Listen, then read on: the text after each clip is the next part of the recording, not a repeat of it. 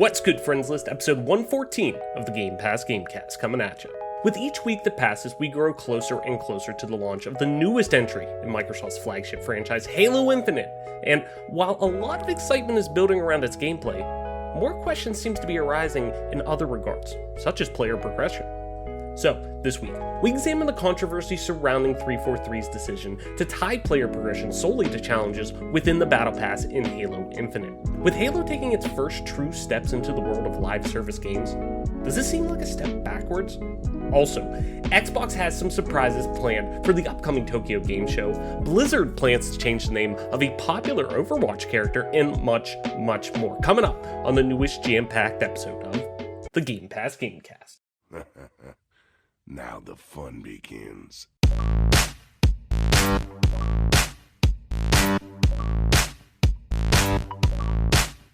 Budget.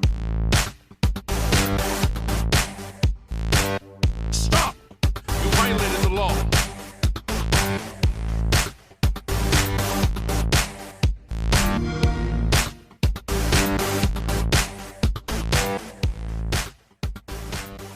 Welcome back to another episode of the Gamecast, your weekly go-to podcast for all things Xbox Game Pass, and of course PC gaming, including news, rumors, and conversation around them damn good video games. You can catch new episodes of the show when they drop each and every Friday morning on YouTube, Apple Podcasts, Google Podcasts, Spotify, SoundCloud, and all other major podcast services. So be sure to subscribe to us, rate us, review us, all that jazz wherever you get a podcast at. Everything I tell you every week, and then obviously too, if we're on one, or if we're not on a platform that you listen to, let us know. We'll get on there. Always willing to cast the net a little bit, you know? Spread it nice and wide, as they say.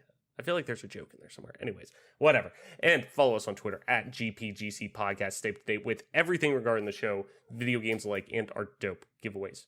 I'm your host, as always, Travis White, aka Travlis, on most internet platforms. Joining me, as always, my partner in crime, the dynamic duo back in action, Mike P-Pack. Mike, of course, I gotta ask, what's good, what's going on, and what have you been playing this past week? For me, not much has changed as far as life or anything. As far as gaming's concerned, really haven't introduced anything that crazy into the diet, if you will. I've been playing some Phasmophobia here and there, but more so, me and Adam we've been playing a lot of zombies. Mm-hmm. Me and Adam wound up getting to like level 50, like we exfilled at 51 or whatever. Mm-hmm. So that's the highest we ever got to, which was kind of nice to hit that level. And we probably could have went further, but it was just getting to the point where it's just like, how much more can I take of this type thing? That's the thing with zombies, where it's like, don't get me wrong, I love it. And we got to, what did we get to the other night when it was us I think three? like 44. Yeah, we got pretty high. Or 45, sorry. Yeah, we got pretty high, and then we ended up exfilling, because what did we have going I think on? you were going to bed. Like, it was like 1:30. Oh, yeah, that's right. Oh, that's right. We had to go to the hospital next morning. So I was like, I have to tap out. I have to be coherent. Fair. But that's the thing with zombies, where it's like, it's that dopamine hit, though, that you get to the point like that, and you're like, all right, we probably should be exfilling, or all right, we probably should do this, and then you're like, man, why don't we keep going? You know, why don't we keep trying? Just push the It's like, envelope oh, a little bit. we've already made it this far. Why not keep going? Right, and it's just like, it's like crack. It is. I love playing zombies anymore. It's so weird because like, it used to be such like when zombies first popped up in World at War, like it was such a hot thing in the streets. And I remember I didn't really like, I had World at War, but I didn't really get into it too much. I was like, yeah, like I like horde mode in Gears a little more, and that was kind of relatively the same thing for the most part. You know, I was like, yeah, I'm more into that, and never really got into it until, what was it? I can't remember which one. Anyways, though, but now I'm like balls deep. I'm just like, yes, all in, zombies, yes. Like, fuck the rest of Call of Duty for the most part. I mean, I still will play Call of Duty. I play Warzone every now and then and stuff, but zombies, all in on zombies. Absolutely. It's been... Go ahead. It's been a blast, and I do feel like whenever the first iteration of zombies came out on World at War with Nocturne and Toten, there wasn't a lot going on that map, where now they've done a pretty good job at like, instead of having to rely on the box for the Uber guns, you can build them on every map, which I think is a big difference maker, because I mean, don't get me wrong, like I don't mind going to the box for guns, but Mhm. I feel like when you remove that side of RNG, I feel like you're in a much better spot just from a game dev standpoint. Mhm. So now that they're kind of expanding on it, it's been a lot of fun. They've been updating the content relatively regularly, which is awesome too. But outside of that, outside of zombies and Phasmophobia, which um, I really do enjoy the new update that they did and everything. Mhm. I just been playing. I did play a few games of Halo, but I've really just been playing some like I've actually just been playing on my Xbox. I've been playing a little bit of Madden here and there, a little bit of NHL, just like playing some of those sports games because I've been doing other stuff in my life outside of just like straight up gaming. Mhm. So yeah, I mean, just You've been out mixing it up. here living. Yeah, I've been out here. I've been out here living, trying to get a Get a load of this guy. wanting a Halo Series X so bad. That'll be the one I buy when I can get it. But Right. we'll see if I can get it. Right. Well, I will. I tried the other day. Naturally, when those fucking things went on sale at GameStop, it was like, You hey, were like busy, right? well, yeah. Hey, we got a work meeting now. And I was like, God fucking damn it. Like, And then they went on sale, and you're like, right. well, And I'm like trying not to be the asshole on their phone in the meeting, but at the same time, I kind of was that asshole on their phone in the meeting, just like, yeah, just pulling up a date to make sure it's clear on my calendar, kind of thing. But, but yes, I'm right there with you. Like, you even have me out here shooting for you, like trying to get it. So, we'll get it for you. We'll find. And it I was someone eventually. who was like, I'm not getting a Series X. Why would I do it when I have a PC? But it seems like, Mhm. based on the specifications that are going to be required for Halo Infinite, my PC's not going to run it that great, and people might actually have better capabilities out of a Series X. Now we'll Mhm. see if that happens, but like it's going to have me going to try to get a 3090 Ti or something crazy at Best Buy Yeah. if I want to like, and that's the problem is if I want to try to stream Halo, it's going to be like what happened with Counter-Strike, which like I did enjoy streaming Counter-Strike, but they made the anti-cheat where you can't stream from the same PC. You have to use a dual PC stream where you have another PC with a capture card that's hooked up to your PC. Mhm. So it's just like a really hard way to stream, and I feel like it's going to be the same exact way with Infinite, sadly, and that's kind of a bummer in a lot of different ways. And I mean, again, this is all just speculation. Of course, we'll see what we actually get when the game comes out because people are basing this off of a technical alpha. Mhm. So we'll see what happens, but yeah, I mean, I'm kind of looking for a Series X, and I almost pulled the trigger on a normal Series X, but like, Nah, I you want gotta the Halo get the one you want. And that's the thing, like, yeah, it sucks because, like, I would love to get that Series X. I already have one, though. So but you best damn well know I got the fucking, got the Halo Infinite Elite Series 2 controller, which I already got one. I already have an Elite Series 2, just bought that earlier this summer. But no, they gotta release this fucking beautiful controller. yeah. But But you never know. Like, you could keep, like, realistically speaking, and this isn't me trying to, like, I'm not trying to oh no, talk me into. promote scalping, Oh no. but, like, realistically speaking, what you should do Mhm. is immediately, like, put the X, like, if you get the Halo Series X Mhm. and you have the Elite, you should immediately, like, put those into storage where they won't have any, like, where they won't degrade and just not even ever open them. And I Yeah. know some people on the show are going to be like, well, that's part of the problem. That's why there's a shortage. But it's like, in 15 years, in 20 years, if Halo Infinite is the shit, Mhm.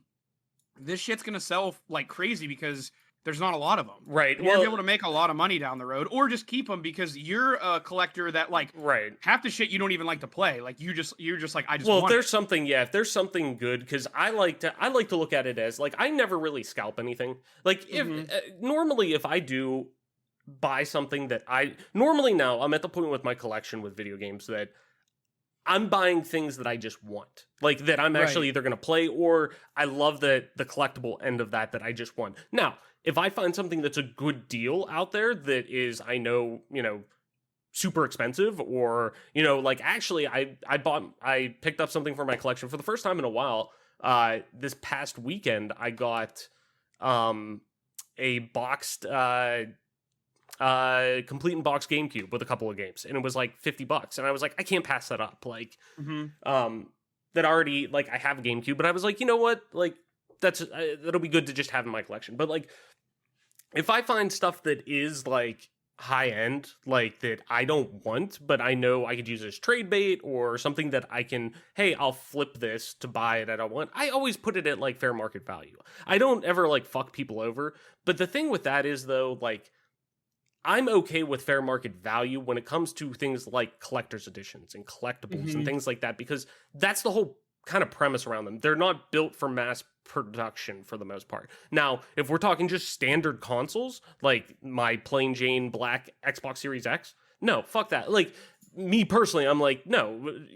Right now, people are taking advantage. It's the same with the GPUs. That it's like, and I get we're a capitalistic society. Like money talks. That's just what it is. Like everything has a value, and it's showing what their value is right now to people. So like, Yeah. I get it, but it's like at the same time too, these are things that are supposed to be mass produced, and people are taking advantage of shortages in supplies right now with the silicon needed to produce these consoles. So like I get it, but at the same time, like, but I know what you're saying. I'm okay with that if people are buying this up and they're selling them, cool, that's your choice. I don't agree with it. I probably wouldn't do it, but at the same time, like, it's a collectible. That's kind of what it's. Yeah, I'm not necessarily saying like sell it today either. I'm saying No, like down the road. Oh my god, put it away, and then in 15, 20 years, because let it pay for a couple classes for my kid in college, kind of thing. Yeah, there's a guy that was a Halo professional for a very long time. He goes by Legend. He used to be Legend Pimps, and now he's gone away from that because that's definitely not not okay. Didn't necessarily last it didn't necessarily last the test of time. And now he just goes by Legend, but he literally has so much like Halo and just general original Xbox games, new and wrapper, that he sent to get graded, and now he just like has all these collector's items which are just so fucking cool. And like that's the type of thing that like that I was referencing is like your ability to have that down the road where it's like, oh, for sure. It's just your thing. Like you have it.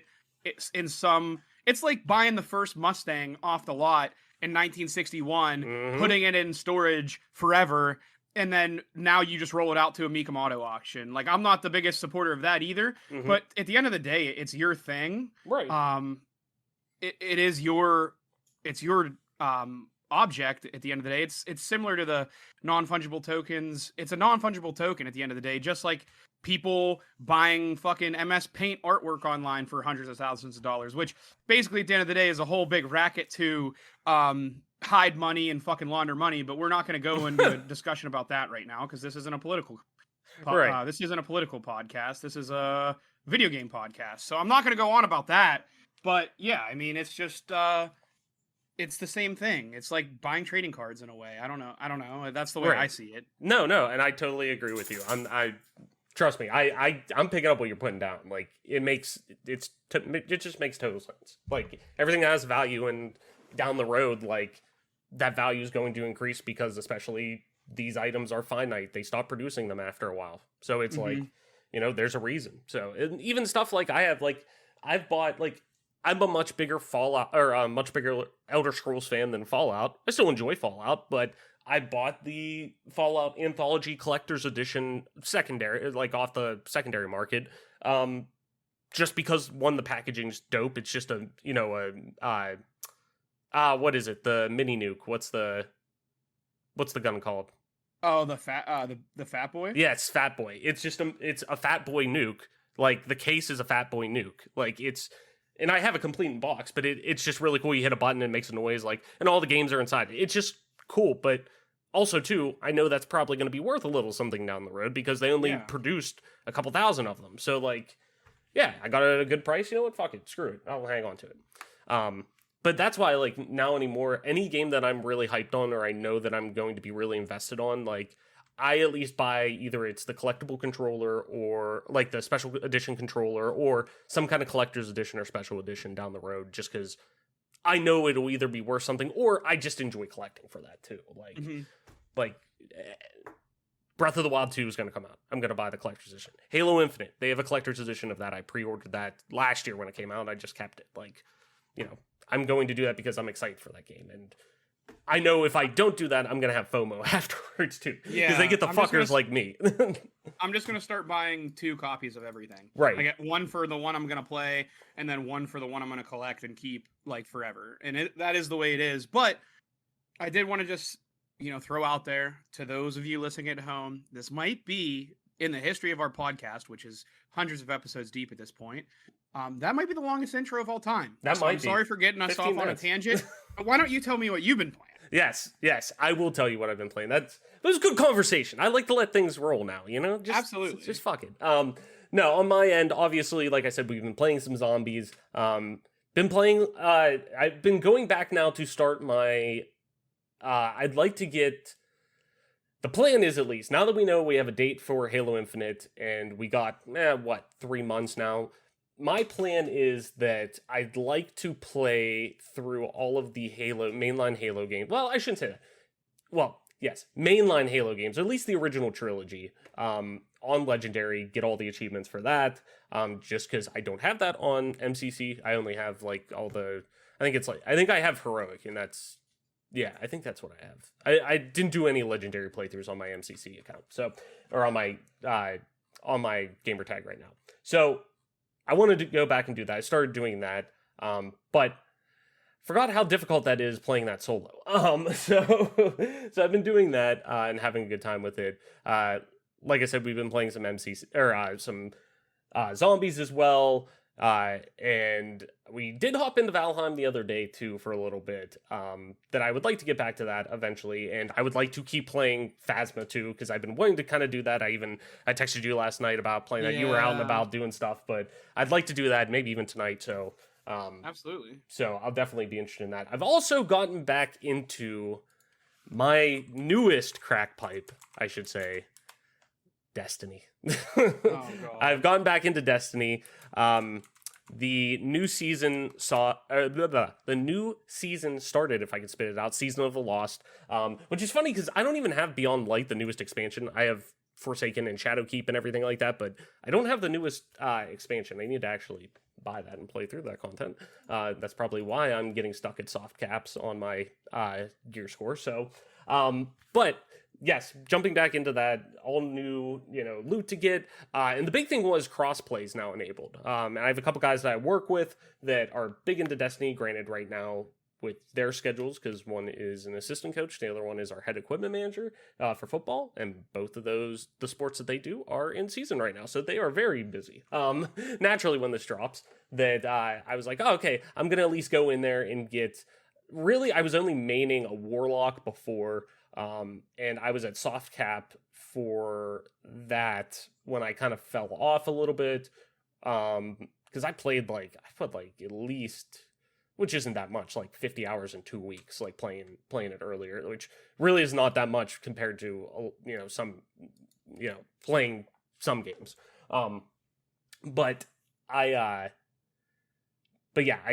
wanted to jump back in and try to start leveling up a Titan and a Hunter as well, just so I had something in all three in case anybody wants to do raids, saying okay, I'm flexible, I can play whatever class really that we need, yada yada. So, and with the new season coming in, like I said, new gear, new loot, get in there, check that out. I love we can all use a dopamine hit these days. So, having that dopamine hit, the Diablo effect almost of the loot, you see the big spray of loot that comes out. It's rewarding. So, and Destiny's just in a really, really, really good place, at least I think personally, and it seems like a lot of people do as well right now, that I really think, we're finally starting to see Bungie's full perspective and picture of, or at least starting to see that shape into really what they envisioned Destiny to be really in 2014, or what they would hope Destiny would get to.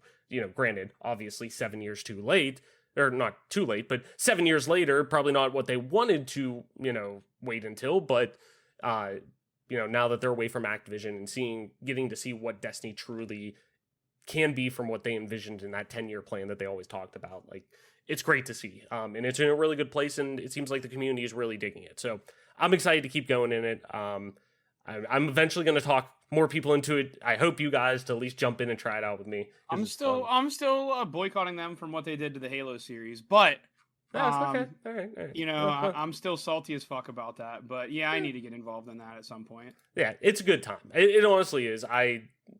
No cap. I honestly think it is. So, anyways, though, Mike, before we go on too long, also, too, I did want to mention, you did mention Halo Infinite and the PC requirements and whatnot. They did actually release the official ones, too, earlier this week.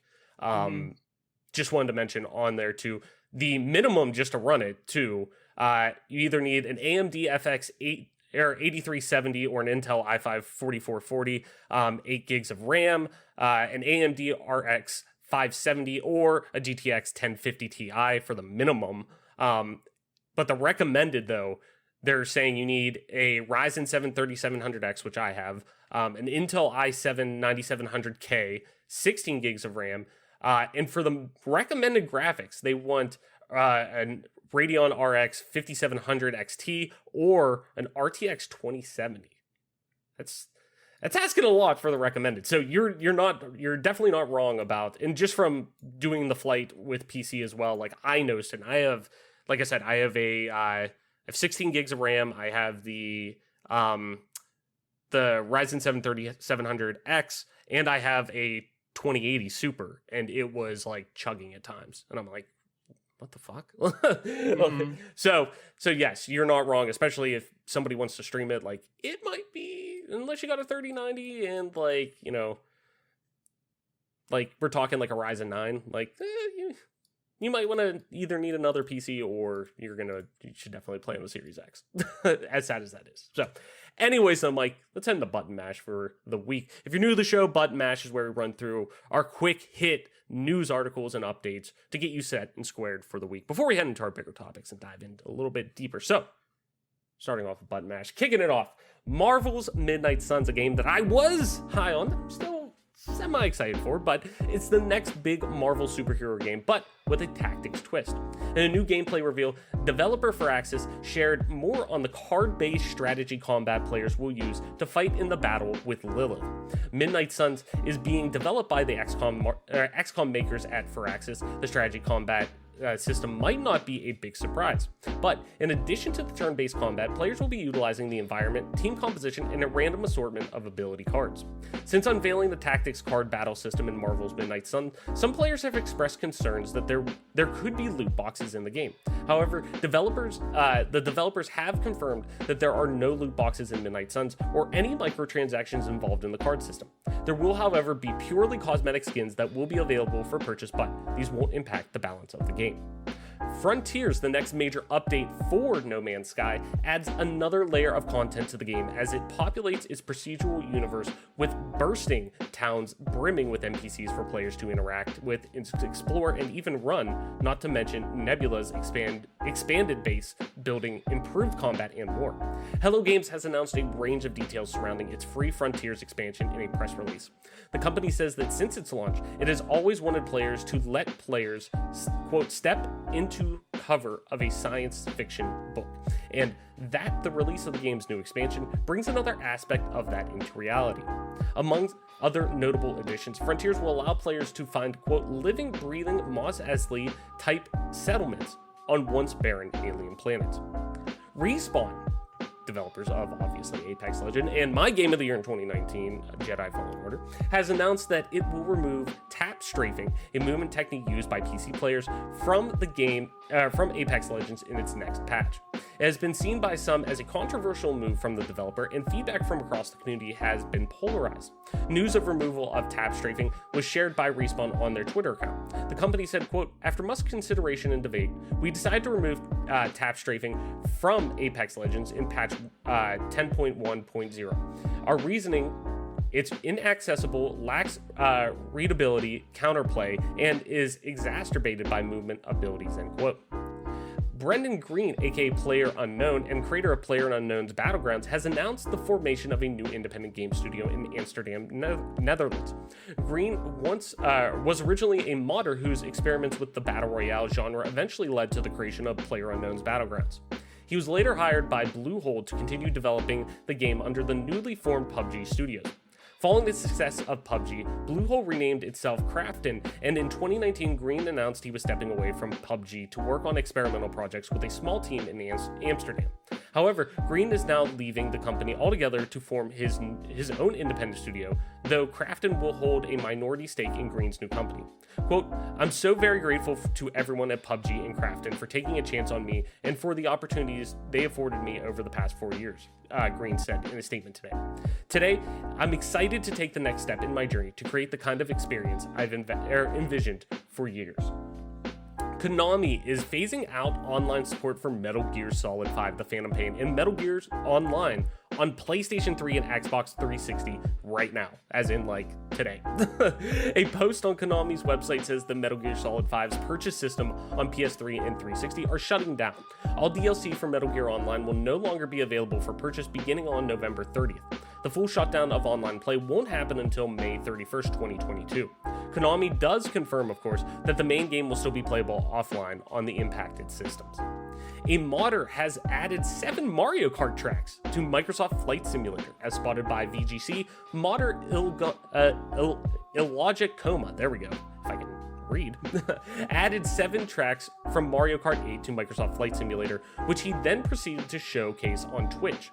The mod begins at Mount Wario before taking players through a range of other tracks, including Moo Moo Meadows, Rainbow Road, Mute City, Cloud Top Cruise, Shy Guy Falls, and Bowser's Castle.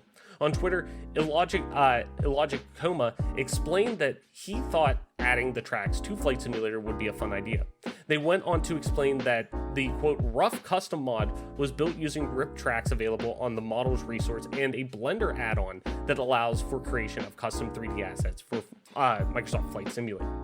Tim the Tatman Batar, one of the most popular streamers on Twitch, is leaving to stream exclusively on YouTube Gaming.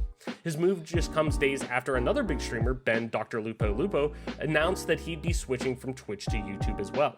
Batar's first stream will take place today, September 2nd.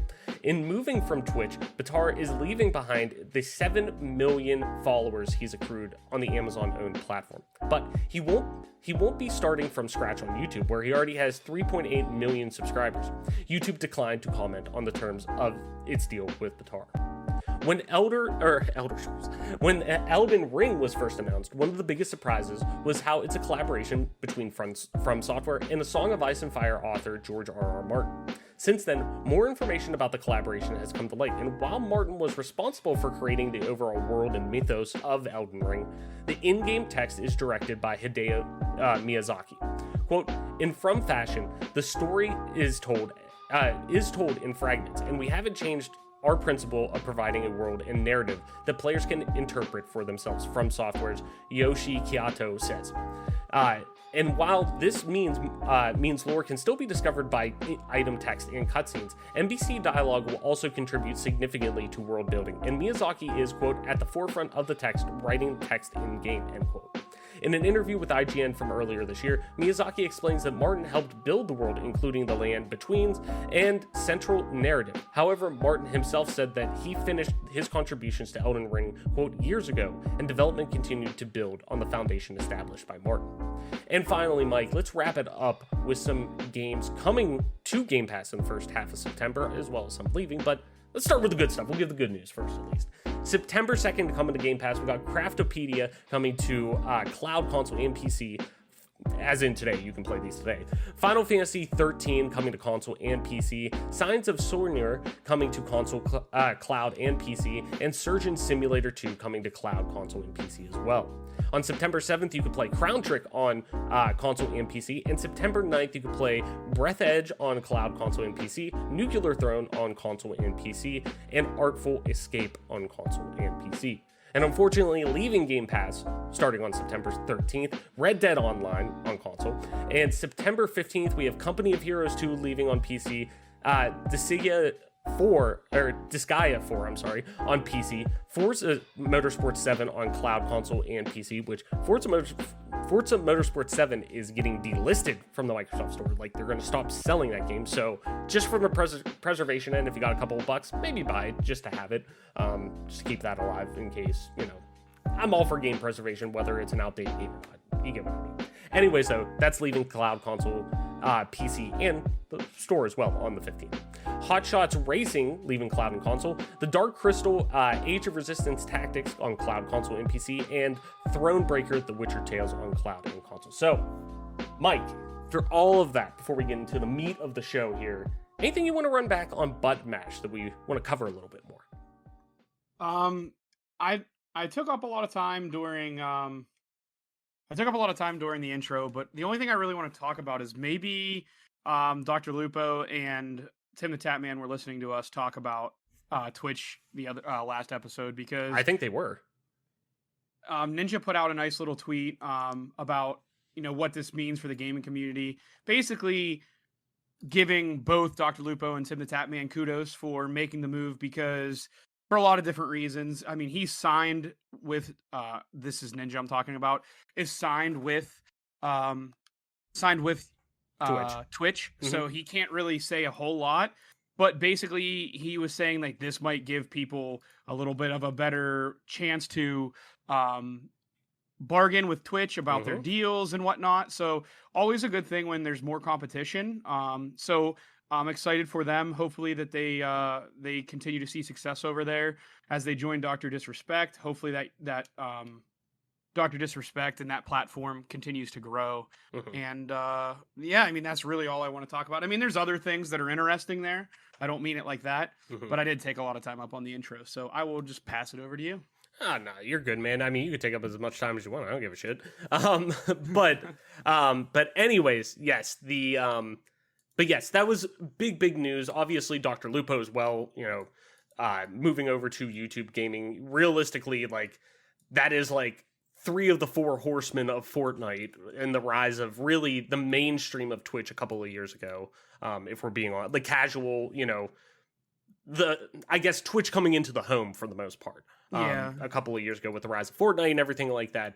That definitely, that's a power move. And that's kind of what it's almost obviously in a much more important light, considering, all of the hate rating that's going on and different things like that Twitch is dealing with right now. Or I should say that Twitch isn't dealing with right now, that is happening, then they're not dealing with. But it almost reminds me in a much obviously less serious way of kind of what we talked about. It might have been around when the show first started up a couple of years ago, about when crossplay was still kind of this like kind of here's he say she say thing, and we said, like, I remember saying, like, all you need is one domino to start going, and all you need is one big one to start going, and that's like you need. I remember saying once Call of Duty does this, it's game over. Everything's going to have crossplay. Crossplay is going to be if you don't have crossplay, what the fuck are you doing kind of thing. And sure enough, as soon as Call of Duty you really saw added, and other games were starting to add it, but that was that big domino that fell, that you started to see action then taken of shit. You started to see, PlayStation start to play ball with more people, and same with obviously Xbox and Nintendo as well, but Sony seemed to be a little bit of the hang up with them wanting to do crossplay and different things like that, especially with Fortnite and whatnot. But once you saw that first domino start to go, that big domino, you started to actually see the change that a lot of people wanted. Obviously, this is a much more serious topic that we're talking about with, like I said, the hate rating and the racism and misogyny and things like that we've been seeing on Twitch that's kind of been, let run loose. It's much more now feasible in my eyes to see that, hey, your money's leaving now. Like, this is going to hit them in their pocketbook a little bit. And I'm glad to see now that it sounds like Twitch is at least wanting to talk and wanting to, have those conversations now that they should have had a long time ago. And 2, now you're also seeing, like, as soon as that happened, I remember I saw somebody favorite a tweet from Cloaksy, like with the eyeball emojis. Like, okay, now everybody's it's gonna be the whole Mixer situation. Like, from that standpoint again, that people are gonna flock over there.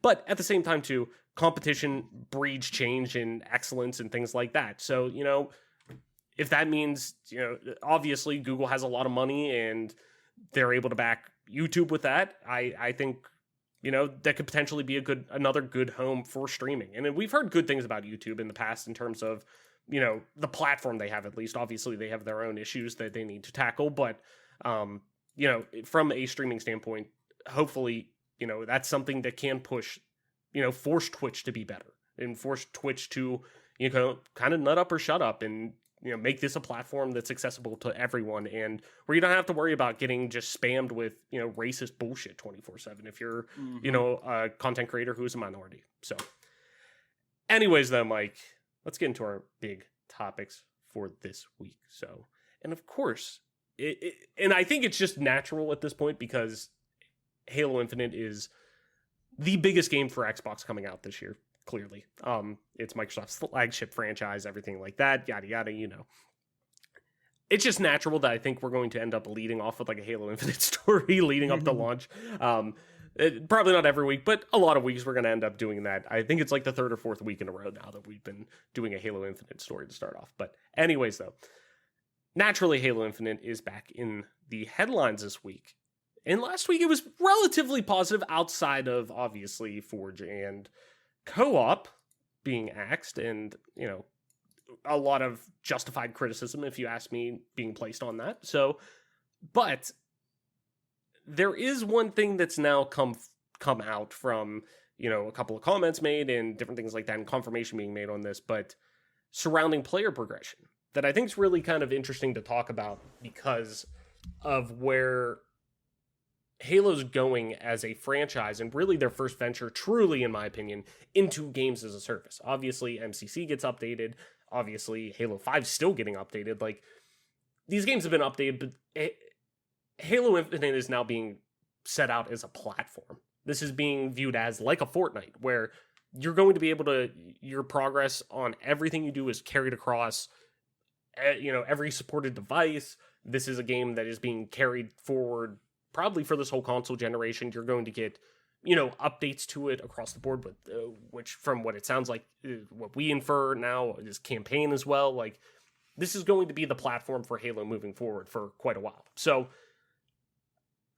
it came out, though, that how they're handling multiplayer progression is now only through challenges, through the battle pass and whatnot like that, but weekly, daily challenges associated with the battle pass compared to actual account progression like you see with, MCC, with Halo 5, Halo 4, Halo 3, like what we've been seeing for a long time. So Joe Scrabbles over at IGN has a really good write-up on it. So let's jump into it, check that out, kind of set the stage, and we'll talk about it a little bit more. As always, link in the description, go over there, give Joe a click.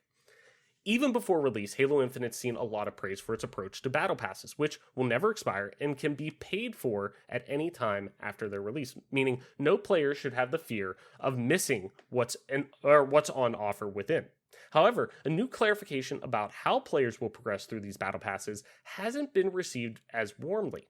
In the latest Infinite Inside News post from developer 343 Industries, head of design Jerry Hook addressed how the recent technical preview handled its battle pass, where players progress by completing in-game challenges or daily challenges. While doing so, Hook said, quote, using challenges, our goal is that you will always be earning progress in your battle pass through playing and winning matches. Most other games' battle passes use an XP-based system to progress, with everything from wins in Fortnite to sailing nautical miles in Sea of Thieves tied to numerical points, which allow you to level up a pass. Halo Infinite, it seems, will tie all of its progression to completing challenges instead. And, following the post, fans on Twitter sought some clarity. Community manager John Junzik, confirmed that point. Quote, playing and winning matches will be challenges, which will help players progress through the battle pass. Even though this means no per match XP at launch, you're still always progressing through challenges and therefore the battle pass. That choice has some fans worried, as tying progressing to specific actions rather than general play could cause multiplayer matches to become unbalanced, with players seeking to complete their specific challenges rather than playing normally. Quote, it's a concern, not a quote. It's a concern expressed elegantly by Cami102 on Reddit. Now the quote. Quote, I'm not trying to be negative, but one thing I noticed a lot in the flight was that a lot of challenges were like, get 15 kills with a needler. On its own, it's not bad when it's just an optional bonus where after time you unlock it after getting 15 needler kills through gameplay. But when you make it so that getting 15 kills with a needler is your challenge list and it's the only way to get XP to level up your battle pass, then it completely breaks the flow of your gameplay and the weapon sandbox. You are then essentially ignoring the weapon sandbox and instead joining the game with the sole focus on getting kills with the needler to complete the challenge. You're camping the needler spawn point every time. You're ignoring all other weapons on the map now because the only objective is to get kills with the needler. And that's just you.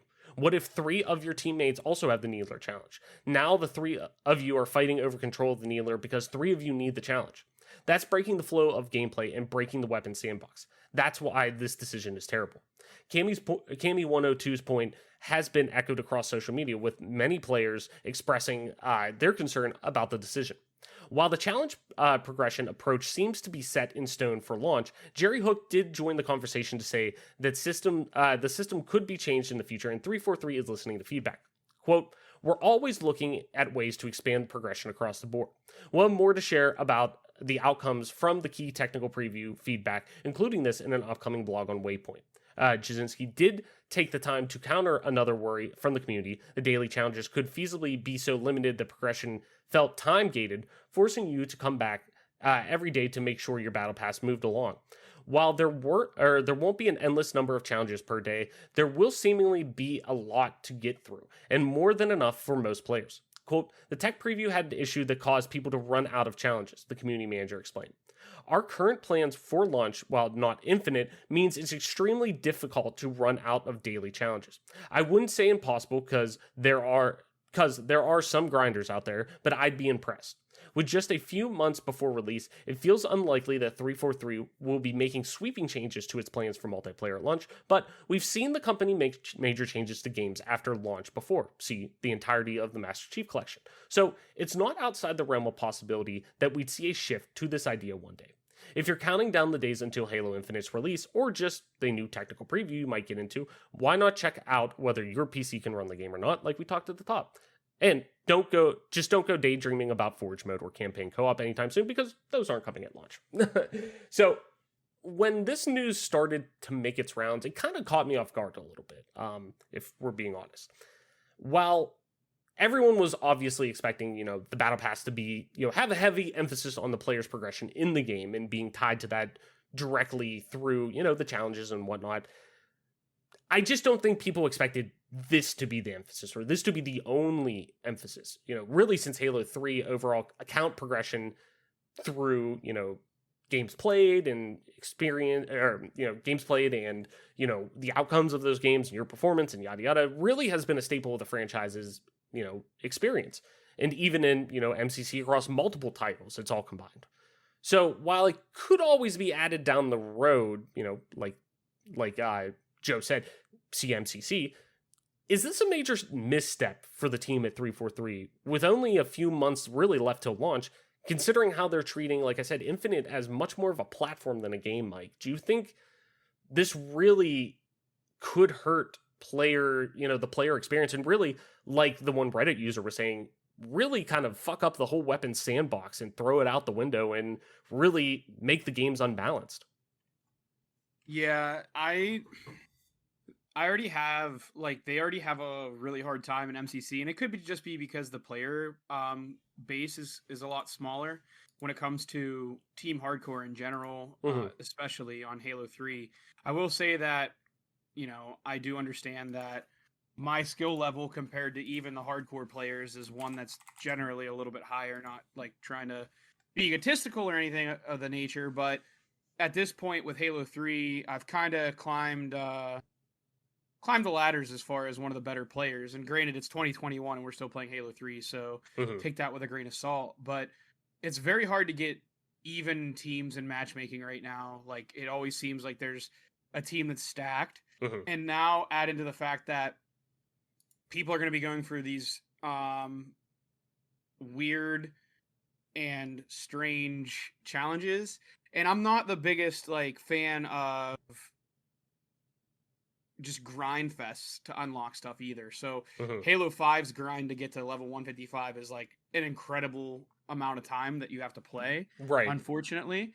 And I'm not a big proponent, I'm not a bigger fan of that, but it seems like they are going to have team-based skins for esports again, which is something that they had in Halo 5 anyway, but it does seem like that's going to be the case. So if that's the case, why not make the unlocking of other stuff like you have since Halo 3, like Halo 3 started the XP system, like let wins count as games and unlock things that way, but still have your paid skins, because people are still going to buy the esports skin if that's the ones they want. Right, yeah. It's just such an interesting and strange way to go. Now, back when everyone was doing all these microtransactions and all this other bullshit, people were probably saying the opposite. People were probably saying the same thing. I'm sorry. People were probably like, that's never going to work. How is this going to be sustainable? How can people do this? And you see it. It's just commonplace now. Like, yeah, microtransactions suck, and I'm never going to stop saying that. But like at the end of the day, I understand at times they're necessary for the survival of the games that I love, and they're necessary for the studio.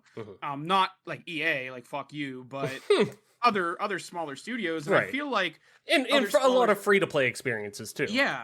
And it's like I feel like a lot of other games might be a little afraid to get in there with the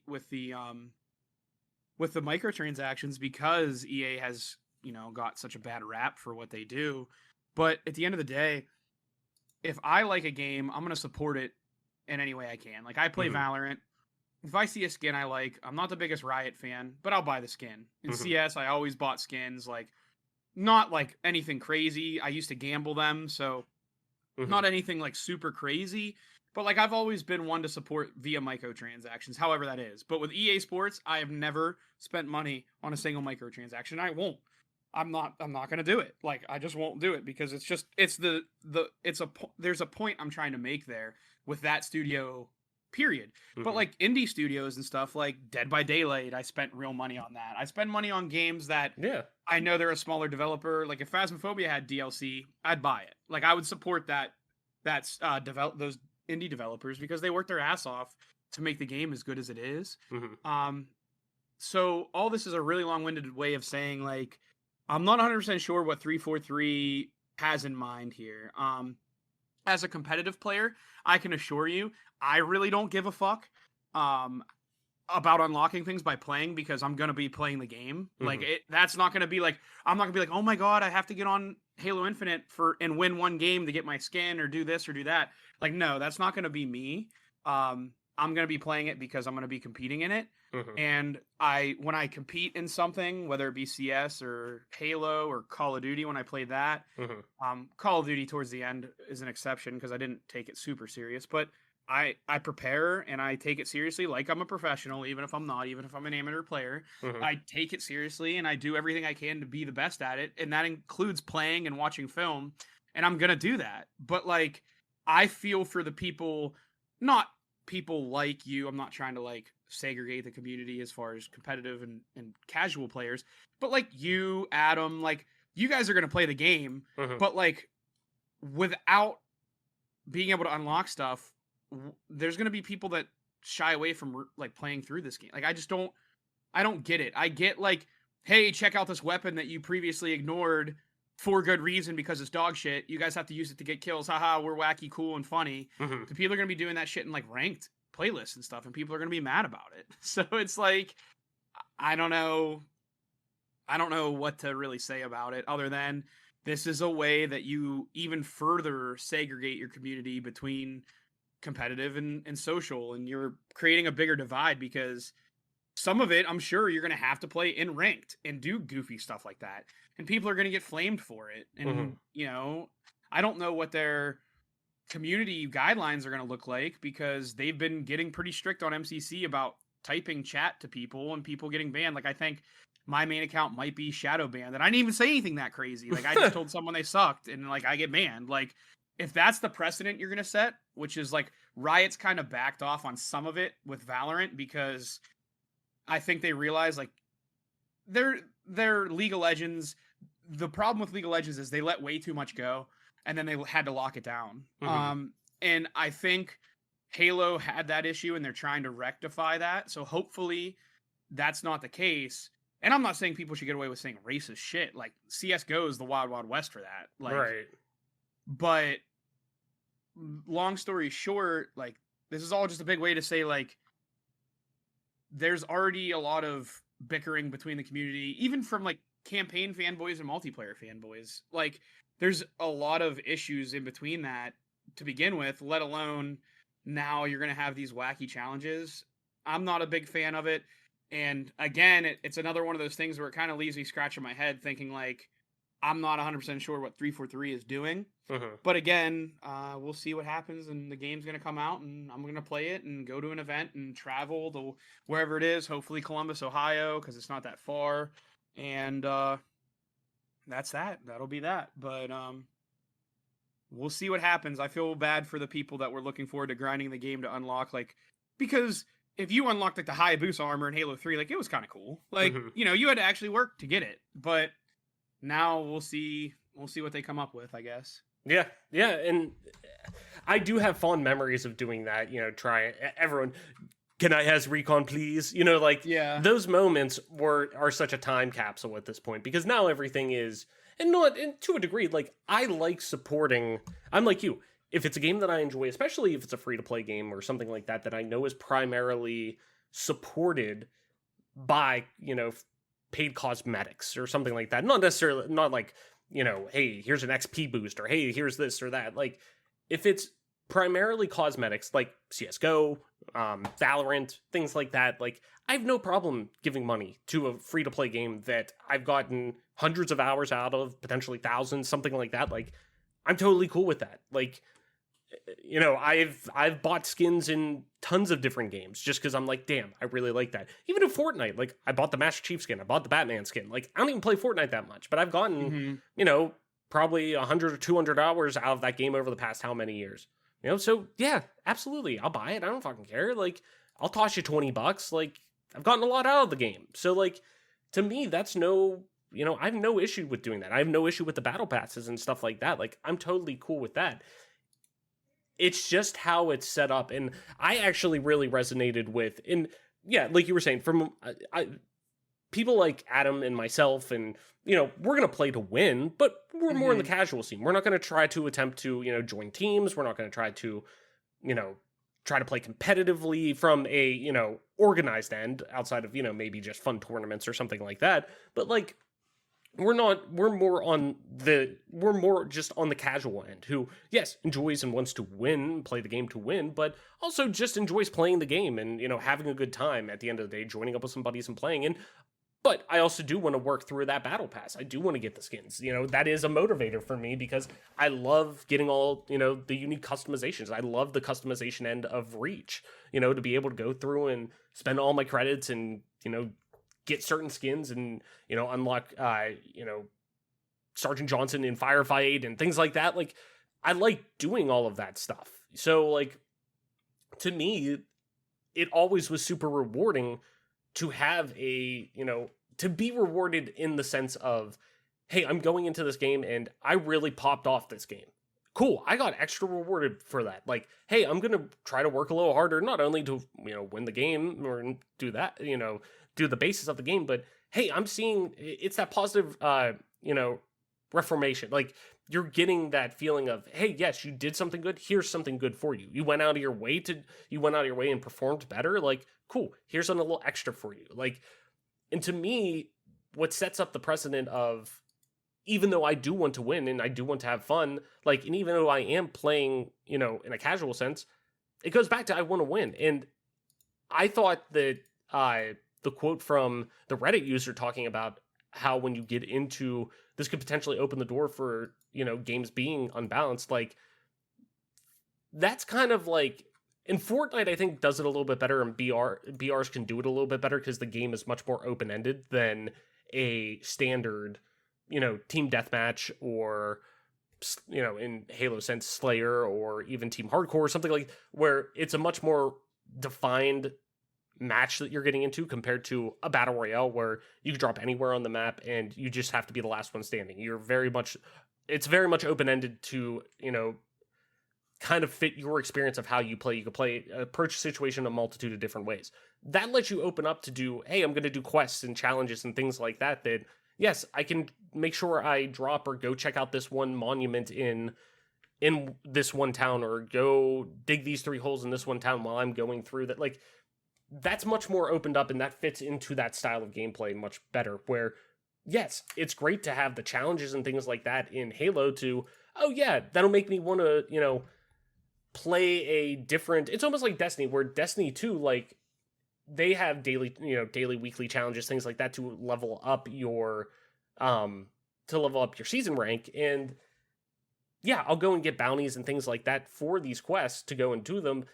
And it makes me sometimes like, oh, it'll make me try out a different weapon that I, maybe not have used before. Like, now I'm really into hand cannons because I bought a bounty that hey, get 50 hand cannon kills today and you get a legendary piece of loot. Okay, cool. Yeah, I'll try it out. Oh shit, I actually like hand cannons. I've never wanted to use them before. Like, stuff like that's cool and unique, but Destiny's an action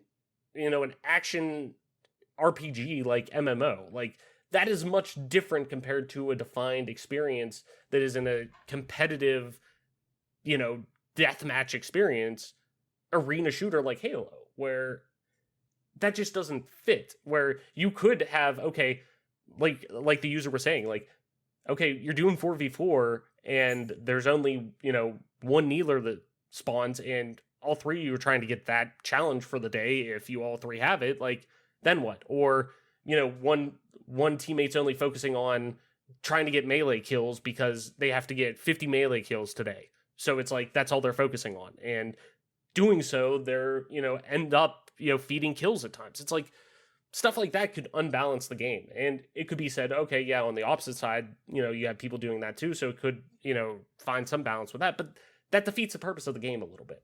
Those challenges are supposed to be ancillary to the progression that you have as a player. Those are supposed to just be, hey, you do that, that's an extra bonus to add on to this. Not, hey, you got like in MCC now, hey, you went and got 6 double kills and a triple kill and an overkill. Like, you get, an extra 50,000 experience or whatever. You get what I'm saying. Like, you get a nice bonus in your experience for performing super well this game. Like, cool. That makes sense because it's personal performance and it's not based around, it's just based around your performance in the game. The better you do, no matter how, it more reflects you as a player, on your profile or whatever. And at the end of the day, it's all pixie dust. It doesn't fucking matter. But it's that Halo is now entering the world of games as a service. And the big thing with games as a service is retention and keeping people in there and keeping people coming back to their game. And that's the biggest thing that, Halo struggled with, and 343 specifically has struggled with, is keeping people interested in their games. And, granted, they've been turning ship around with MCC, over the past couple years and, making this new experience that a lot of people are enjoying and giving people, all these reasons with testing out these battle passes and the new seasons that come out and all these different customization options. Hell, they're putting actual new content into Halo 3. Like, that's impressive. And, I commend them for that, even if it's, some content I'm not really crazy about, but it's still cool content nonetheless. So, like, I get it. But at the same time, like I said, I'm just more worried about, I'm more worried about Halo's longevity, and with going into games as a service and this being the platform of Halo for the next console generation, I want them to tread cautiously, because they were doing well with, hey, we're listening to player feedback. Hey, you like the older art style? Cool. We're going to incorporate that a bit. We're going to present this art style with a much more familiar approach that you have a lot of fond feelings towards and you connect with. Cool, we're going to go that avenue. Hey, you didn't like the music or you didn't like the atmospherics or whatever. Cool, we're going to take this approach, or, while also putting our own spin on it, which I want them to do. At the same time, too, this is something that, once again, it's almost like co-op and Forge and stuff like that, that it's like, people aren't asking for too much, and people aren't wanting too much out the gate. This is an easy way to do it, and this is one of those simple things. It's like Forge and co-op. Those are 2 things that have been staples in Halo games for decades now. It's like, this could easily be done right away. Like, that could easily be a priority right away, especially whenever you did say, like, going, post Halo 5, going into Halo Infinite, yes, this game is coming with co-op. Like, this is, for sure we'll have, co-op campaign again. Like, okay, there you go. You're not having it at launch. So, like, it's just frustrating a little bit where you see things like this, and I'm still going to have a great time with this game. I know I am, because I played it and I've gotten hands-on with it, and I thoroughly enjoyed my time with it. There are things that I'm hoping improve with it. Obviously, though, it's a technical preview, so, okay, we'll wait. But, like, it's just kind of, it's like 1.5 steps forward, 1 step back kind of thing. And it's like, I see you guys are making some progress compared to, obviously, their last outing, but, like, it's just not that, I just don't want to be overtly like overt. I don't want to be super negative, because I still have a lot of positives to say, but I need to be honest, and it's frustrating to say. It's like it's clear that the last 3 releases that they've had, Halo 4, Halo MCC, Halo 5, have all been basically, I mean, Halo 5 I guess kind of went without a hitch, but like the game wasn't that great. It took them forever to update. So, like, all intents and purposes, still kind of a disaster, because the game, the Halo 5 is now, is just so much different than when it first released, that it leads you to wonder, like, if you guys are having, like, these terrible releases, what's going on behind the scenes that this shit's getting, like, cleared or okayed? Like, it just doesn't make any sense. No, I agree. So, it's, like I said, it's frustrating to say the least, but we can only hope for the best. Anyways, Mike, let's move on to our next news article. And just when we thought that, Xbox and all the stuff with summer game announcements, and granted, this is post-summer, but the game announcements were done. Xbox sounds like they have maybe just a little something up their sleeve. We don't know how big, but maybe just a little something. So Xbox has supposedly exclusive news planned for this month's Tokyo Game Show. This comes from Chris Scullin over on VGC, as always, link in the description. This year's Tokyo Game Show will include some, quote, exclusive news from Xbox. The 4-day event, which takes place from September 30th to October 3rd, will include 44 presentations. Xbox has a 50-minute presentation planned for September 30th, 6 p.m. Japan Standard Time, which is 5 a.m. Eastern and 10 a.m. British Standard Time. Listed as the Xbox Tokyo Game Showcase, Xbox Tokyo Game Show Showcase, try saying that, 2021. The event promises new announcements related to the Japanese game market. Quote, jump in and join Xbox as we bring our gaming ecosystem gaming to the world. That doesn't make any sense either. The event description reads, quote, we have some exclusive news and content to share, and Tokyo Game Show 2021 is our stage. It's the second year Xbox has held a TGS event. Last year, it announced flight simulator content related to Japan and discussed the Xbox Series X and S plans in the country.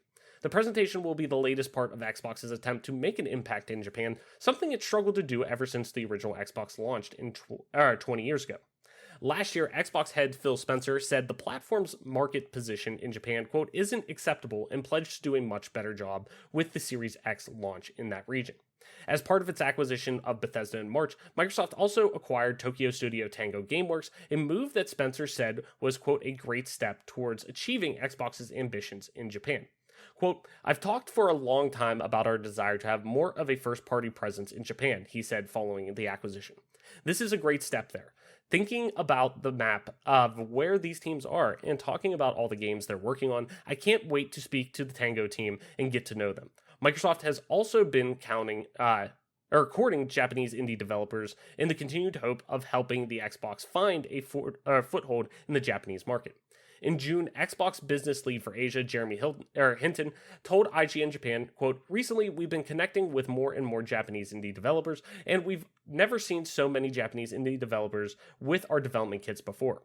The indie scene in Japan is growing, and we are paying close attention. Hilton also reiterated that the Japanese market is important to Xbox, and that despite the platform holders' continued failure to see sizable sales in the region, he sees its decision to supply Xbox Series X and S consoles to Japan during a time of limited stock as a justifiable one. Quote, at Xbox, we're not only looking at markets that are already successful, but also markets that are still growing. And it's clear that Japan is a market that we can't ignore, he explained. Japan is currently the largest and fastest growing market in the world, and with particularly strong growth in the last 12 months. Elsewhere, in the interview, Hinton also stated that Xbox plans to localize all first-party games for Japan going forward, and revealed that the company feels the Series S will be more in demand because he's, quote, seen a lot of Japanese users on Twitter tweeting about how cute and compact the console is.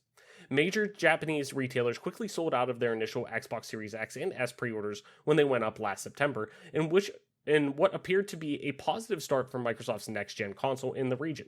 Given Xbox's historically poor market performance in Japan, Series X and S stocks allocations is unlikely to have been high for the region pre-orders. Regardless, it's a positive start in a country where Xbox has typically struggled, but one in which it claimed last year had become its fastest growing. So, I'm not necessarily expecting a huge announcement from Xbox by any means, but the one that continuously keeps popping up in my head is the long-rumored Kojima Productions partnership that we keep seeing with Microsoft, that Kojima's going to make an Xbox exclusive. He's going to do this and that. And specifically, too, that supposedly, from what Jeff Grubb has said previously, Jeff Grubb from VentureBeat and GamesBeat, that when Microsoft made the new hire that centered around, I forget the woman's name, who they hired, but it was surrounding the cloud gaming tech and really bringing exclusive games to the cloud with, xCloud with Microsoft, and that this was centered around Kojima. Specifically talking of that with how the Series X S is implemented and whatnot, this seems like it could potentially finally be that place to show that, or at least say, hey, we're working together, here it is. Not necessarily seeing the game or a teaser or anything like that, who knows, but it might be the time to finally see that given the market and everything that goes along with it. So would this be the right place to finally announce something of that level, Mike, given it seems to be the appropriate time and audience to do so? And really, I guess, do you expect anything major to come out of this outside of maybe some updates to, Crossfire X, or maybe some updates to games to include, more, how do I want to say this? More reasons why the, Japanese market should invest in the Xbox ecosystem. Yeah, I do think there's a lot of moving parts to this entire discussion, and, the show that's going to happen here in Tokyo. I will say, from a Xbox user standpoint, it is nice that we're going to get some support in Japan, because I do feel like there's a lot of game dev studios. And again, this goes back to, if there's listeners here that remember our very, very old podcast now, would have probably been like, if I remember correctly, would have been somewhere in like the neighborhood of like the 30th episode. Mm-hmm. We were basically just talking about like what Xbox did wrong, what they're doing wrong, how they can get better. We kind of all talked about this, because this is when Adam was still on the show. Mm-hmm. We kind of all talked about how there's no JRPGs, like there's no Japanese studios that are making games, and that's a huge problem for game company, that a huge genre like that just is completely devoid on your system. So with that being said, it is nice to hear that they're investing in Japan pretty heavily, clearly. It is a bummer, because being from America, I'd like to be able to get my hands on an Xbox Series X a little bit easier, especially when a region hasn't traditionally supported it very well.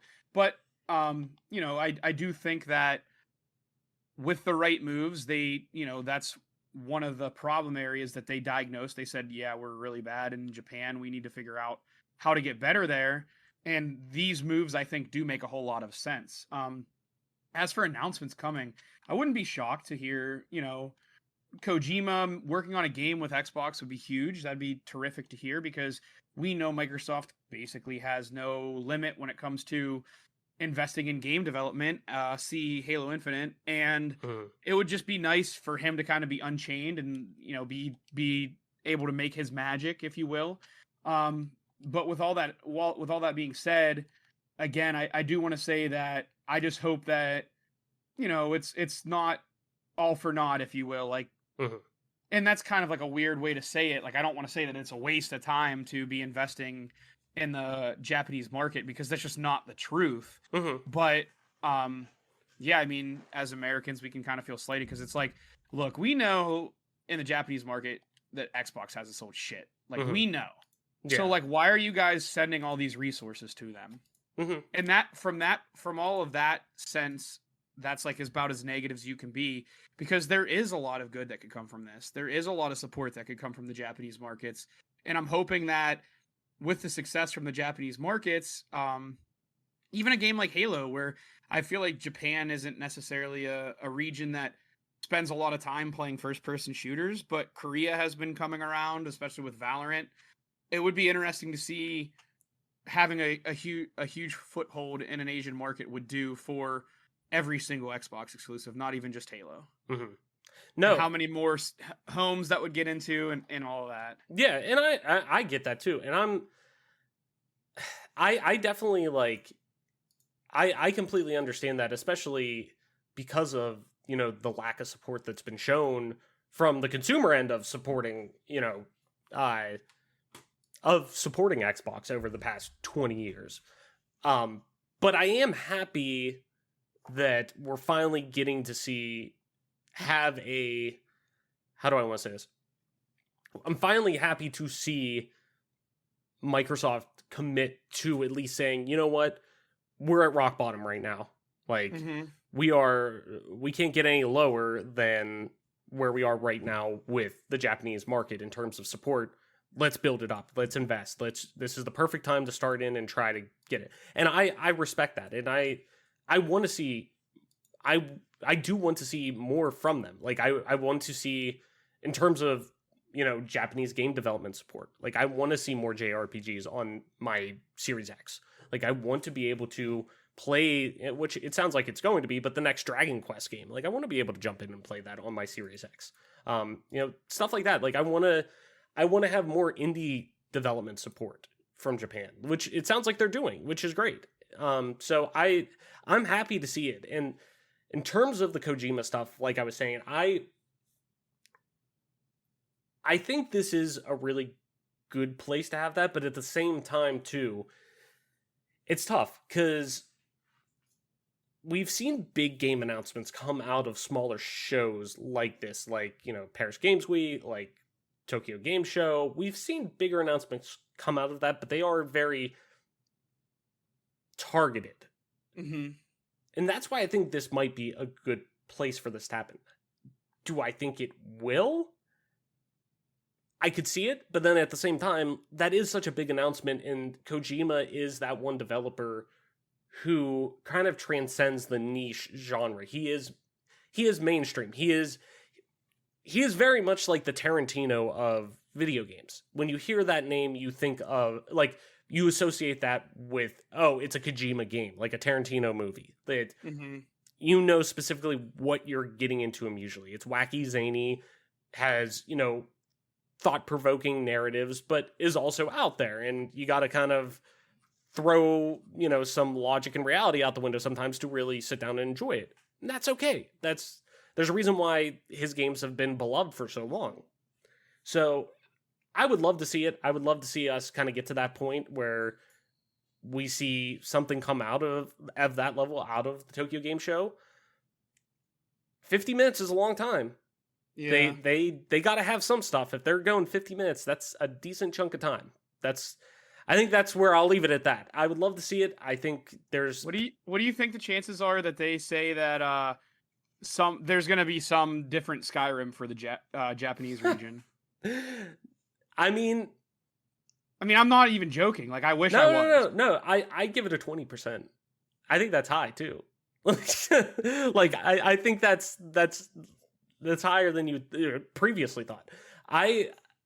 I wouldn't, to be honest though, I wouldn't be shocked. Actually, you know what? I wonder. Let's see. So there is, let me see here. There is a Japanese version of Skyrim, the original release of Skyrim, but I don't know if it's official. Okay. Like, I don't know if it's a official. It's like a knockoff, like it might be a repackaged, like somebody, because there are Japanese like there's Japanese like dubs for Skyrim, like mods that you can get and stuff like that. Like, right. So I'm wondering if somebody, packaged that up and, just released that, or if it's, well, no, here, Amazon, Japanese, yeah, Elder Scrolls Skyrim for the 360, the Japan import. Yeah, for the 360. Right. So, but what I was saying more or less is I couldn't remember if it even existed, if it did release overseas, or if it was just like, hey, it released in North America and Europe kind of thing. Mm-hmm. And there was a NSTC version and a PAL version kind of thing. I wasn't sure. I would imagine there probably was a Japanese version of the game, but anyways, though, I wouldn't be shocked, because they got to tout that they're trying to meld the two kind of cultures together and bring, they want more Japanese, developers and content coming over here to the West on the Xbox. And at the same time, too, they want to get a lot of their content over there. So give them Skyrim. Fuck it. Fuck it. Give them Skyrim. I don't care. Much to everyone's dismay, because everyone just wants 6. Just give 6. Well, everyone just wants new stuff. Right. No, I know. It's fucking frustrating. Anyways, though, Mike, let's head into our last news article for the week. And this one's kind of a quick one, but I did think it was important to bring up because it is interesting to talk about, and, obviously probably the right move to make, but interesting nonetheless. So Blizzard, back in the news again, obviously for good reason, to keep the coals to their feet. But Blizzard is planning to change the name of Overwatch's McCree following sexual harassment lawsuit, obviously. This comes from Jay Peters over at The Verge. As always, link in the description. Go over there, give Jay a click. Blizzard says it plans to change the name of Overwatch's gunslinging character following the explosive sexual harassment lawsuit brought against Activision by the state of California. The character was originally named McCree after Jesse McCree, a former longtime Blizzard staffer who appears to be pictured in the so-called Cosby Suite, reported on by Kotaku. Blizzard hasn't shared a new name for the character yet, and the studio will delay an in-game narrative arc where he played a, quote, key part due to the change. The company also committed to no longer naming in-game characters after real employees. Recently, some Overwatch League casters had chosen to not say the gunslinger's character's former name, instead calling him the Cowboy. The planned change follows promised updates to World of Warcraft to remove, quote, references that are not appropriate to our world, which may have referred to references of former World of Warcraft senior creative director Alex Afrazabi, I believe, in the game. Afrazabi was singled out in the lawsuit for his problematic actions while at Blizzard. He was fired from Blizzard and appears to have worked for the company until June of 2020. The change also follows a recent decision by Blizzard not to create skins for Overwatch League MVPs after sexual assault allegations surfaced against former Overwatch Pro and MVP Jay Sinatra 1. When Blizzard confirmed that Jesse McCree was no longer at the company this month, it said that the longtime employees Louis Baraga and Jonathan LeCraft were gone too. Blizzard's former head of HR, Jesse Mischuk, and former President J. Allen Brack also left earlier in August. This week, California's Department of Fair, Employment, and Housing accused Activision Blizzard of, quote, withholding and suppressing evidence needed for its investigation in an amended complaint. Employees walked out in protest of the company's initial protest response to the lawsuit in July. So, like I said, not necessarily surprised that a move of this magnitude happened, but it is interesting to see how quickly a decision like this could be made surrounding really one of Overwatch's most popular heroes. So, Mike, is this a situation where you really can't separate the art from the artist? The saying you really hear that, a recording artist you like, a song that, you love of theirs, you listen to all the time, that you find out they've done something horrible, they killed somebody, yada yada. You don't want to listen to their music anymore because you feel like you support that, when they kind of say, oh, well, you got to separate the art, the art from the artist, and you could still enjoy it for that reason. Is this a situation where that's not possible? Should, we expect even more changes, I guess, to be made potentially at this level across the game, across any of the experiences that Blizzard offers, due to these allegations? What do you think about this? Yeah, I mean, at face value, obviously it's a good decision. They want to kind of scrub themselves of this, which is like kind of fair because it was a horrible thing that happened. And long story short, that's what you should do. You should honor basically what society is doing and, go from there.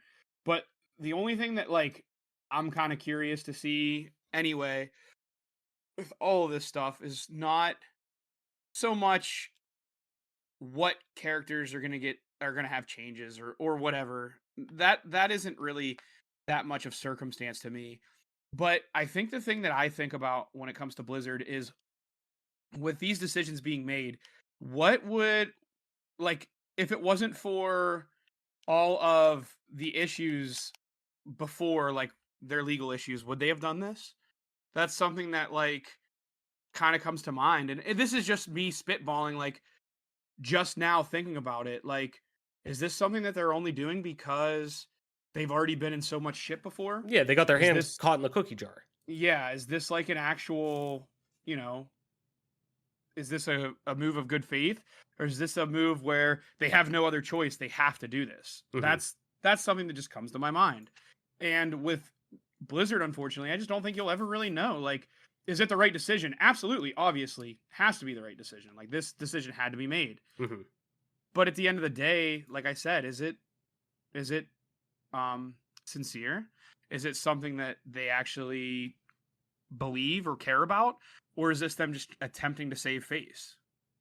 That's stuff that just comes to my mind. And I know it's not really an answer to the question. So to answer the question, I would imagine anything that would draw any type of hearkening back to those individuals is going to be scrubbed.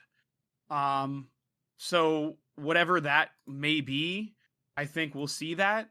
I don't know what that means. Like I've played a shit ton of Diablo 2, but I don't know if I know one of the old creators of Diablo 2, I think was kind of named in the complaint, and that's concerning because that new game is just coming out very soon. Mm-hmm. And I'm, looking forward to that game a ton. So there's a lot of thoughts that kind of just are popping into my head as we speak, if you couldn't tell, just by me kind of being jumbled up and like not really answering. But yeah, I mean, we'll see what happens. It's definitely a good move for them. But yeah, I mean, I would imagine that they're going to continue to scrub themselves of this because they need to. Mm-hmm. Yeah, I mean, and that's obviously the right thing to do anyway, that they can start to make, sweeping changes to their culture and what they fostered for so long, obviously is welcomed and the right thing to do. And if, that's what they feel is appropriate to do, then absolutely. And I agree with that. And I'm going to be interested to see, and I agree with you, especially like, would they ever have done this? It's more so, hey, we got caught.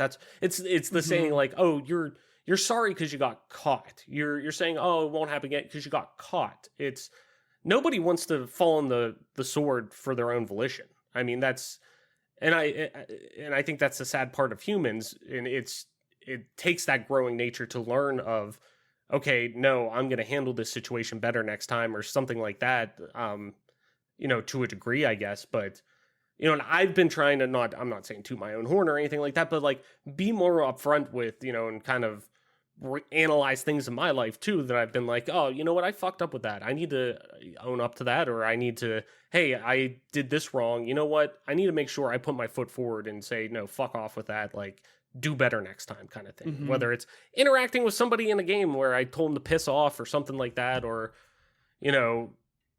I got heated or something like that. Like, it's handling situations better, or saying like, no, next time I need to fucking not do that, or because it could go worse, or it could do this, or yada yada kind of thing. But yeah, it's interesting to think of, like, what would that have looked like if, or what would the condition of Blizzard look like if, things weren't addressed, and would we see this made? So it's sad that it's gotten to this point, like where it got to this point where you saw so many people, be hurt, and God for, horribly about the woman who took her own life and things like that. Like it's horrible that kind of working condition existed, condition in general for anybody, but like specifically at your job where that provides your means to living. Like it's horrible. It's just, everyone just wants the video game industry to be better. And it's, I don't know how to say this right. It's everyone wants this industry to be better. And now that people are addressing it, nobody wants, it feels like people are like, like, no, fuck this, make more changes like this. I'm all for it. I'm all for it, man. Any way that this industry can be better moving forward and start to make changes and start to set precedents, of what could come for things like that, whether it's lost jobs, being reported, whatever, like it just needs to be fucking addressed. And luckily it sounds like they are, which is good.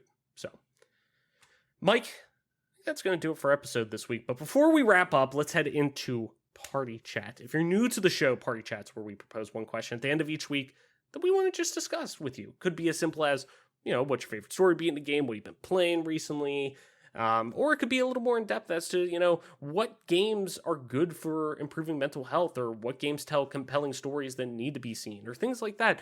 And after answering it ourselves, we'll kick it over to you to tweet your responses to the question over on our Twitter at GPGC Podcast, or you can email us at bonusaccessory@gmail.com, and we'll read some of the responses the following week, if I can spit it out.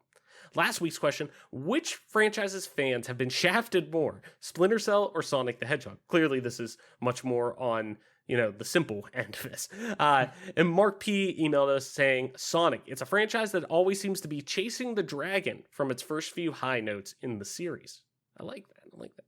This week's question: as PC gaming continues to become more and more common with homes, will the practice of early access on consoles become much more commonplace? Now, granted, we've seen that with early access and game preview with Xbox and whatnot, but will it become much more common? Will we see more games pop up in this aspect, bigger titles even, in early access on console, specifically, obviously, Xbox? Will we see that as PC gaming becomes more and more common, Mike? I think this is a little bit of an interesting one. I think the answer is yes. The reason why I think so is because the Halo Insider, like, that's something that they're giving early access to people on Xbox. And I did play Halo 3. I did play Halo 3, like the new updated version of Halo 3 on Xbox earlier than, because I don't even think PC was out at that point in time, to be honest. So yeah, I mean, I do think we're going to see some early access going earlier to console. I know Diablo 2 was just on console also. So that's something to kind of keep in mind while you're thinking about this question. But yeah, I don't see why people wouldn't get early access on console. I know a lot of people are just like, how hard could it be to port a PC game to a console? Like, what's the problem? And the answer is there's a lot of shit that can go wrong. So I think this would be reasonable to believe that you would get a lot more early access on console. No, I definitely think we're eventually trending in that direction. I think we're going to definitely see more and more start to pop up as we kind of move towards that, a more forward-facing and more open gaming industry, and more, as we see indie developers start to become, have indie games become much more, successes overnight and things like that, like you've seen with, Phasmophobia and Valheim and Among Us and things like that. Now, granted, Among Us was out for a long time before it blew up, but you get what I'm saying, where we're going to see, I think we're going to really start to see more of these experiences, one, start to come to console, two, right off the bat, but also two, we're going to see more and more early access programs pop up because of how many more games are coming either built on Unity, built on Unreal Engine, these universal engines that I think are transferable more across different platforms, that they can both launch them at the same time and say, okay, yeah, we're going into early access. We want to get your feedback on this. We want you to be in at the ground level to get in on this, and specifically on the console end too. So I definitely think we'll eventually start to see that. How soon? Who knows? But I think over this next generation, we're going to start to see this become more and more commonplace. But Mike, I think that's going to do it for our episode this week. Why don't you tell people where they can find you on the internet? Talk about all the things we talked about. Like I said, could be talking about Halo Infinite like we do almost every week now, and probably for the next couple weeks or a couple months. Until it's out, even after it's out. Even after it's out. Next year. Yeah, all the shitty things that are happening in Blizzard, and what's coming with Tokyo Games. I'm trying to think of all the shit we talked about. Everything we talked about. Where can people find you on the internet? Talk about it. Yeah, you can find me on Twitch at Twitter at TOYSXLDIER. Or you can find me on Twitch at MP_Toy Soldier. Nice. And as always, I'm your host, Travis White, aka Travlis, on most internet platforms, including at Travlis_ on Twitter. That's TRAVLESS_.